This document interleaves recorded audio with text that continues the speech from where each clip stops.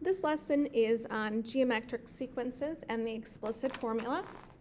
A geometric sequence is a sequence in which each term after the first term is formed by multiplying by the previous term by a fixed quantity. We call that fixed quantity the common ratio. There are the recursive formula, which we work off the previous term. We multiply by r. With the explicit formula, we have two of them, and they are denoted below.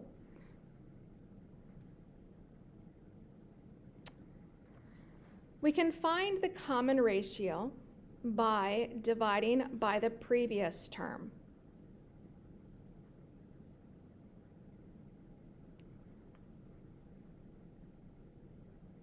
All right, here's our first example. Given this recursive formula, find the first 5 terms in the sequence. So what we're first giving you is the value of the first term, which is 6. So that's the first term. Then we're giving you the common ratio, the r. That's the multiplier. So to find the next term in this sequence, we multiply the common ratio, r, to the previous term. So 3 times 6. So to find A2, we take the previous term, 6 times 3, and we get 18. To find the next term, A3, we take the previous term, 18, and we multiply it by 3. So 18 times 3 is 54. To find term 4, we take the previous term, 54, and we multiply it by 3, the common ratio. We get 162. To find term 5, we multiply the previous term, 162, by the common ratio, and we get 486. So let's go ahead and list out that sequence. So the sequence is 6, 18, 54, 162, and 486. Part B says, write the explicit formula or rule. So the general rule is a sub n equals a sub 1, the first term, times r, the common ratio, raised to the n minus 1. So let's go ahead and use that. A sub n, the value of the first term was 6. The common ratio is 3 raised to the n minus 1. So that's the explicit formula.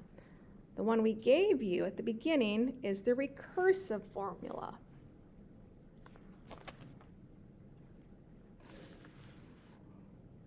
Example 2. We're giving you the first 4 terms of this sequence. Term 1, term 2, term 3, term 4. We want to identify, is this an arithmetic or geometric sequence? So we're looking to see if it has a common ratio. So to prove if it's geometric or not, we look at term 2 divided by term 1. So 6 divided by 3, and we get 2. Now we take term 3 divided by term 2. So 12 divided by 6, and we get 2. One more time. A4 divided by the previous term. So 24 divided by 12, and we get 2. Notice that we get 2 and 2 and 2. That's what we call the common ratio. So yes, it's considered geometric. Part B says, find the next 3 terms in the sequence. So what we do is we can just use our recursive formula.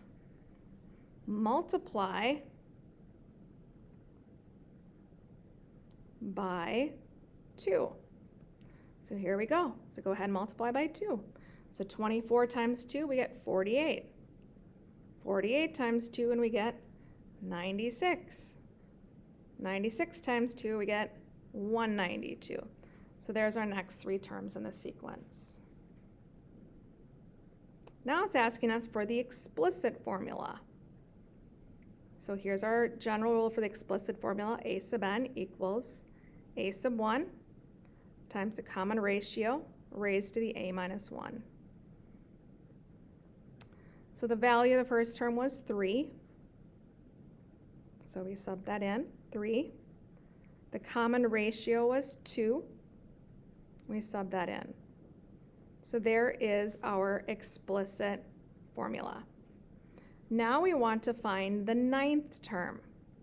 So we just substitute 9 in for n. And then we use our calculator. And what we get is 768.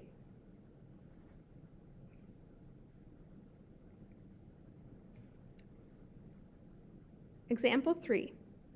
Find the given term using the explicit formula. So we want to find the sixth term, and we're given this sequence. So the first thing we need to do is to find the common ratio. So here's term 1 and term 2. So to find the common ratio, we just choose any two terms and divide by the previous. So I'm just taking term 1 and dividing by the previous. So 75 divided by 25, and we get 3. So we should see a multiplier of 3 from one term to the next. Now we're going to go ahead and write the explicit formula. So here's the general rule. A sub 1 equals, or a sub n equals a sub 1 raised to the r n minus 1. Now we're going to sub it in.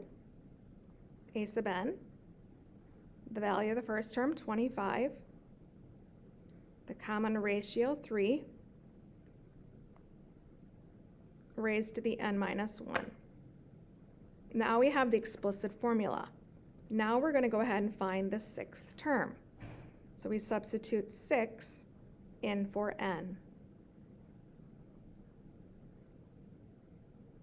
And then we use our calculator. And we get 6,775.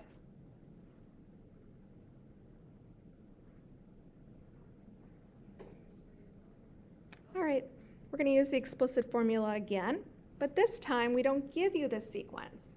Instead, we give you the value of the first term, 320, and we give you the common ratio.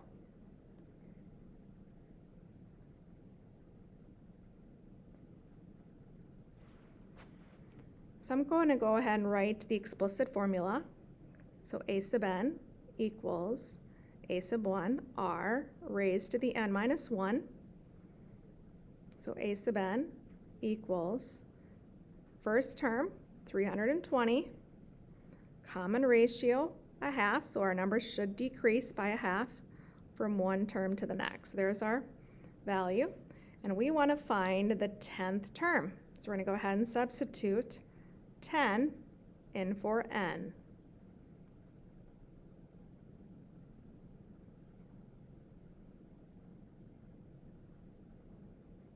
And then we sub it into our calculator, and our number should be getting smaller. And when we're done, we get 0.6. I erase that there. 625.